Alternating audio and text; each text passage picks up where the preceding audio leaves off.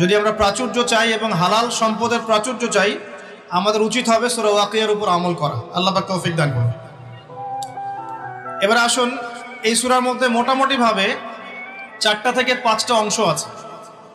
প্রথম অংশটাতে আল্লাহ রাব্বুল আলামিন ইযা ওয়াকাআতিল ওয়াকিয়া এখান থেকে শুরু করে প্রায় 10 নম্বর আয়াত পর্যন্ত আল্লাহ রাব্বুল আলামিন এখানে কিয়ামতের কথা বলছেন, যে কিয়ামত অবশ্যম্ভাবী, এটা ঘটবেই, এ বিষয়ে কোনো সন্দেহ নাই।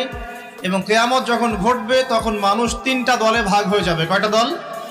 3টা। একটা হচ্ছে ডান পার্শ্বওয়ালা আসহাবুল ইয়ামিন, যারা আল্লাহ রাব্বুল আলামিনের ডান দিকে থাকবে। একদল হচ্ছে আসহাবুশ শিমাল, যারা আল্লাহ রাব্বুল আলামিনের বাম দিকে থাকবে। আর এখানে বলা হচ্ছে আসহাবুল মাইমানাতি ওয়া আসহাবুল মাশআমা, অর্থাৎ ডানপন্থী এবং বামপন্থী। দুনিয়াতে যেমন আছে না ডানপন্থী বামপন্থী, আল্লাহ রাব্বুল আলামিনের কাছেও কিয়ামতের মাঠে একদল মানুষ আল্লাহ